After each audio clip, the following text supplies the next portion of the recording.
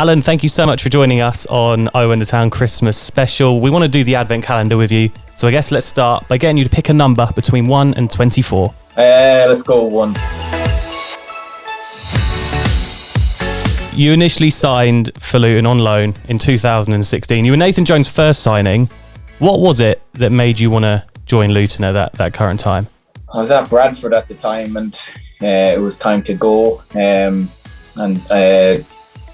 My agent rang up and said Nathan Jones had just got the job, and he rang me up, and yeah, I suppose you've heard about how he sells the club, and he did it from the very start. The way he spoke to me, about me, how he made us feel, how I fitted into everything. Yeah, it was a 10-minute conversation, and I was going to Luton. And you played every game when you joined on loan. It, I guess, shows from your point of view that you did mean a lot to Nathan Jones, and that clearly he knew everything about you and wanted you to be that main centre half. Yeah, I think it's funny how things go. I think I signed on the Thursday or the Friday, and I think first game was Mansfield, and I think I was meant to play left back that day, and I think Magnus went down injured maybe the Thursday or the Friday evening or the Saturday morning, and I ended up having to go in and play with Scotty at centre back, and that was it. Mm-hmm. That was it for the foreseeable, which was great, and we got the win, and the rest is history, I suppose. Was it, when you signed on loan, was there that view of maybe joining permanently in the summer, or was that wait until the end of the season and then just see what happens? Yeah, I think we spoke about it. But like anything really, when you go on loan, you've got to go and prove yourself. Doesn't matter how many games you played or whatever. Both the players got to prove themselves to show that he can fit into the manager's plan. So fortunately, I did that, and it was really enjoyable. It really was. I've got great memories from the very start, the whole way through. You know, something that possibly when you have time you do think back on. But yeah, it was great. It was great from the start. Well, let's move on to another door in the advent calendar then. The number between 1 and 24. What are you going to go for? Quite predictable, 2. Look, we missed out on automatic promotion this season by 8 points. We had to go through the playoffs, and it was a season where there's a lot of optimism going into these playoffs, and we had Blackpool in them 2 legs. How were you and the guys feeling before the playoff? Because to miss out on automatics by 8 points must have been quite disappointing. Yeah, I think it was really. No, I think we drew a lot of games. It was a weird year.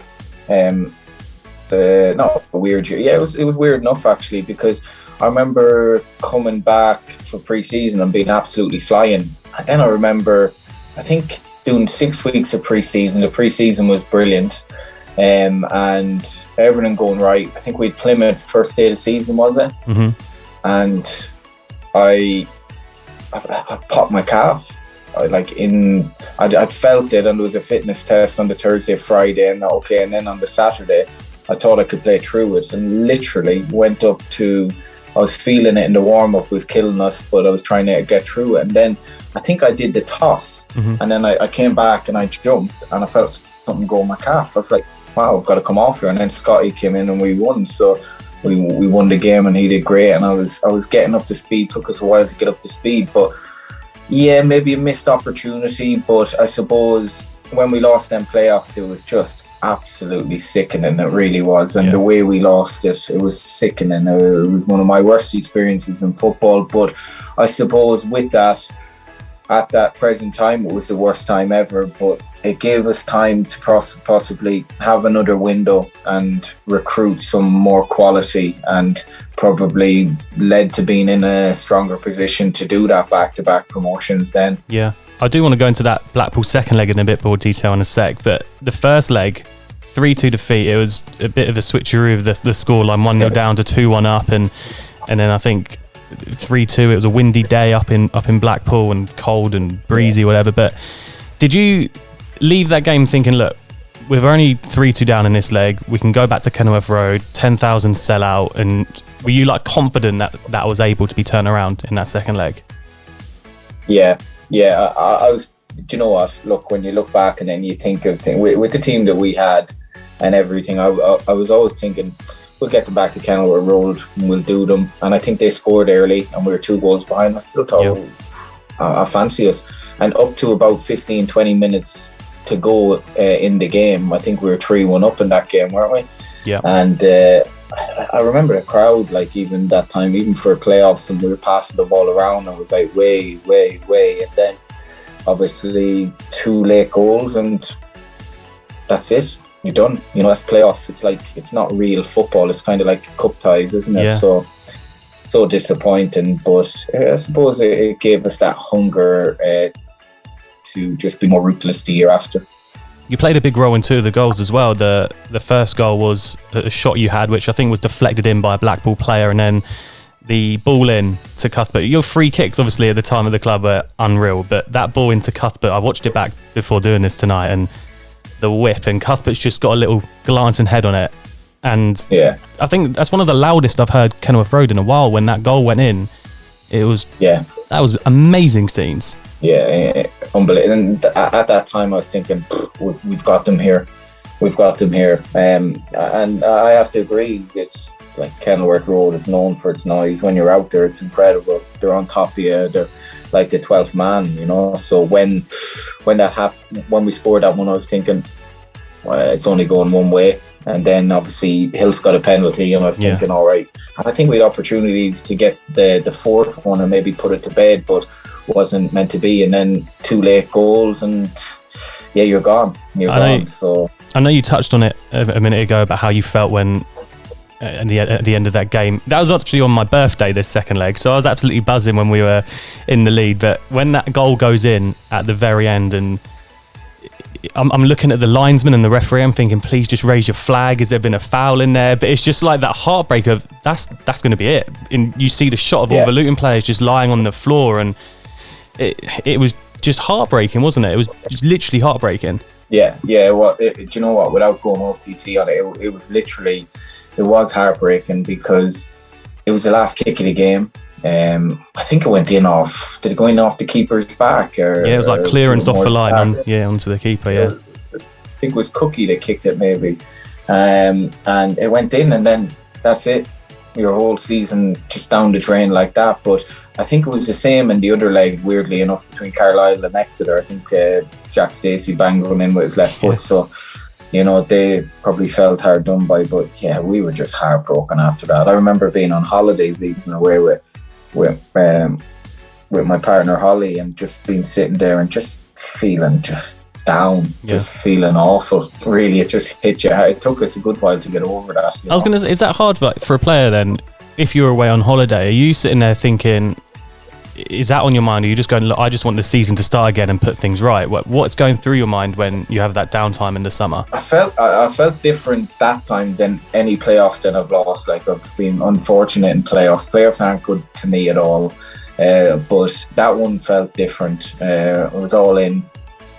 I felt like maybe a missed opportunity, because I felt like we possibly, I hate saying, we should have won, because Blackpool they've got promoted, but I felt absolutely gutted after that. That's one of the worst things I felt in football. It really was. I think it's a good time then to move on to another advent calendar door. Let's have a number between 1 and 24. 3. So you've had your holiday, you've had your time to look back and go, right, let's forget about last season. And that first game against Yeovil, it seemed like everyone was just on it from minute one. 8-2 win. What a cracker of a day. Yeah, it was. You know, Vass and I think Vass and Collar were up front that day, and then Vass didn't go long after that, did he? A few games, yeah. Yeah, that was just wow. You know, went to goal down early, and then I think it was 5-1, and we went rampant. And yeah, I think that was a carry on maybe from that playoffs game where, look, no chance is going to be taken. When we smell blood, we're gonna be more ruthless, and think that laid down a marker for the season, really, that there was no real time to mess about. We wanted to get a job done and we wanted to be professional, but 8-2 was crazy way to start off the season, you know. And it's like you said there about not, you know, just wanting to keep scoring and you know, going for it. Pretty much seemed like that was the theme throughout the season, with some huge results: 7-0 against Cambridge, 7-1 against Stevenage, 5-0 away at Swindon, I think it was 4-1 away at Exeter. It's like that season, it was just everything seemed to click attacking wise. And we like Luton fans were turning up to games going, we don't know how many we're going to score today. Yeah, it was great to be a part of. You know, it was great to be a part of. We had goals all over the team. We had. I don't remember seeing many better teams than that in that league, because I fancied us against most League One teams at that time. The way we played, the style of play, the way we trained, everything about it was just, we was hungry to succeed, you know. And at Kenilworth Road, you know, it's when you get a bit of momentum in a game and stuff, and the fans get behind you and everything, it's different. It's different to a lot of stadiums because they're right on top of you. You know, you could be taking corners and, you know, somebody could slap you on the head if they wanted to. They're right beside you. So it's good. And, you know, they had a great style of football that year and they enjoyed it, you know, really, really good year. Also, we didn't quite get the league title that year, and we lost out to Accrington, and we had that game at Kenilworth Road that I think Billy Key scored in the last minute in.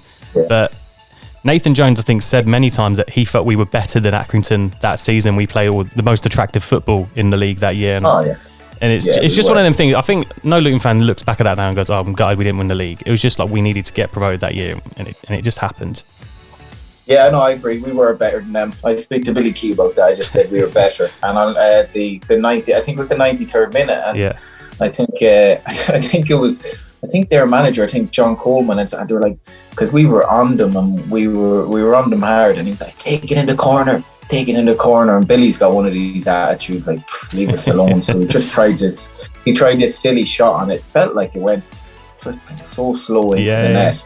And it went in, and then they went, and I was thinking, maybe it is going to be that year, because we could have been 4 or 5-1 up. I think they cleared about 3 or 4 off the line from Potsy alone, you know. So yeah, look, it's life, but we backed it up the year after. And the day the promotion came away at Carlisle, the 1-1 draw, how good was that day for you?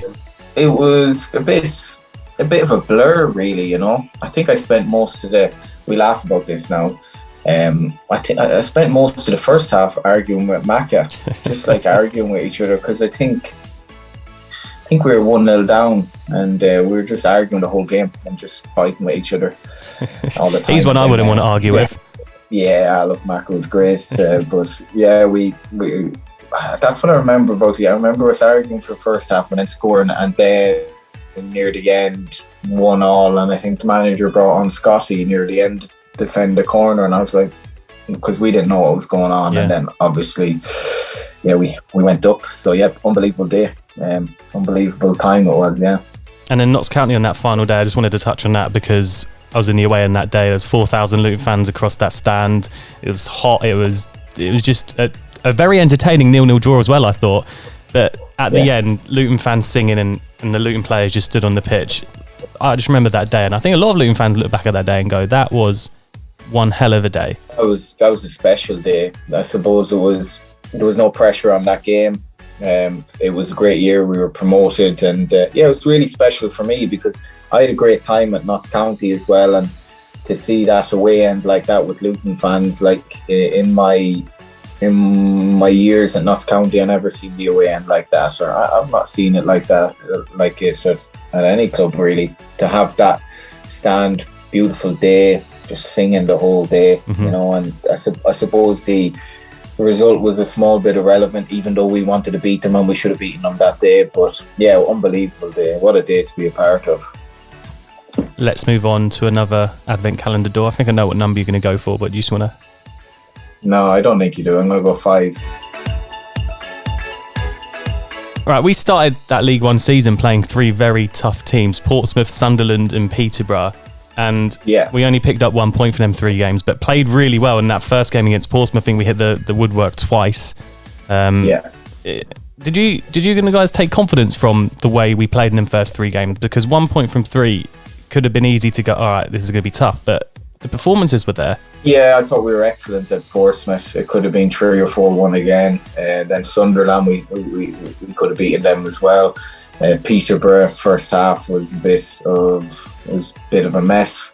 Then I think we had Southend in a few more games after that where we started gathering a bit of momentum, but and the team started coming together nicely. But yeah, I think no, there was never any worry or anything like that. But it was probably a case of what's going on here. We're used to battering teams all the time. Yeah. But yeah, no, nothing really changed. Confidence didn't drop or out. We had a brand of football. We had our style. We all knew our jobs, and lads that were in or out of the team, they knew they were just as important because they were gonna have to play big, important minutes at some stage in the season.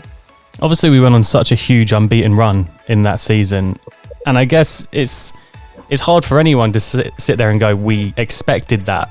But did it come as not as a surprise, but like it kept getting better and better and better, and I guess that confidence must have just kept growing in the team as every single game went past. We were setting a new record for games unbeaten. Yeah, we probably weren't made aware of that for a good while until it got further and further on. It wasn't something that we were trying to do. We were just trying to keep up there, really, stay in the mixer and then continue momentum. But no, it's not something that you say, oh, we have to go on a run. We just wanted to be consistent. But some of the football that year, there was times, especially, I think it was Plymouth at home, where we hit them for 5, and there was a few other games. And little games like that where you're thinking, maybe at the start of the season, you're like, that's going to be a really tough game. But then games, we were just rolling over teams again, and it was get that familiar feeling. So yeah, we never really counted it up until you look back on it, but the lads were just outstanding. They really were. One of the games that I wanted to talk to you about was the Walsall away game, and being 2-0 down, and we're going into them last 15 minutes, and Colo pulls one back, and then Hiltz has one disallowed for offside, and then we get that corner in the last minute, which you go over to take. Luar pops it in, and then the next minute the camera pans over to you, and you are just jumping into someone's arms in that away end. What were you feeling in that moment? I don't know, really. It was a really late one. It was quite emotional, really, because I'd been, I don't know. I was just, like you say, when I was there, I was so all in. You lived and breathed every second of every game, even though I didn't play like all the time in League One. So it was one of them where you just wanted to do so well when you got the opportunity and not let them down. So I suppose the Luton fans were always great to me, but how do I describe that? I don't know. I just probably lost my head a bit and just jumped in, Yeah, so it was great. It was really good. And that kind of felt like one of them games where it was like, it could have easily stopped that unbeaten run, but it was that we just went to the end, didn't we? And we just kept going and going and going, and eventually got the goal and kept that run going.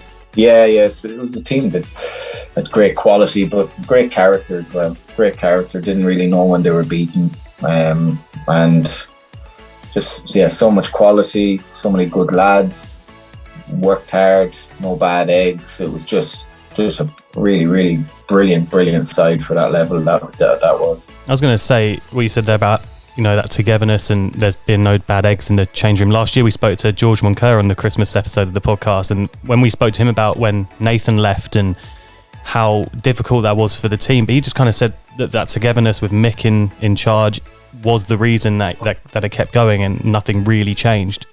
No, like, I suppose it's testament to like how well drilled we were. Obviously when the manager left, we had our routine. If it wasn't broken, it didn't need him fixing, and Mick took over, and Mick was brilliant, and kept everything the same, and possibly went up a level, because we had a tough run of games, I think, with Sunderland and Portsmouth and a few other games, but with that, I think it was excellent, really.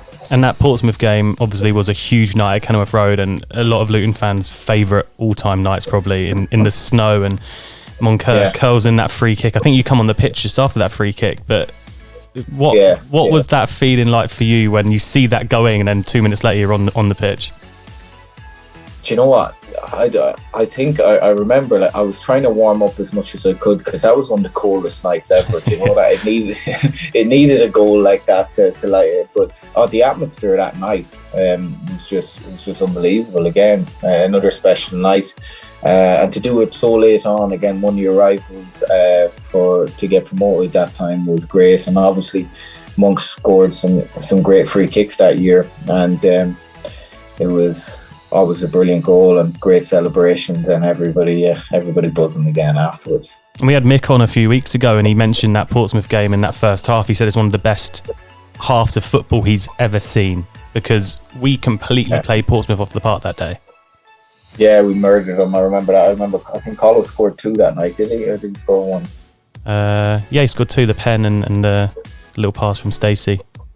Yeah, but I remember we just had them locked in. We had them locked in from early, and we didn't give them much. And I think even the goal that they scored came against the run of play. But yeah, done special nights. It's mad that you're giving me all these memories of these games and stuff. You're like, oh yeah, that was good, and that was good. But yeah, great times. You know, it's that's good to hear that. Maybe it's good to hear that stuff. And then, if we go towards the end of the season, I think we didn't leave first place after we beat Portsmouth. We were top for the rest of the season, and we had that chance of promotion against Burton and lost 2-1, but then the promotion was secured on the following Tuesday night when Portsmouth lost to Peterborough at home. And it was kind of like Luton fans that day. I remember thinking, we're not expecting it to happen tonight, and if it does, like, I don't know, it just happened randomly. What were you doing that night, and how did you celebrate? Yeah, do you know what? I had it on the iPad, watching it with my partner Holly.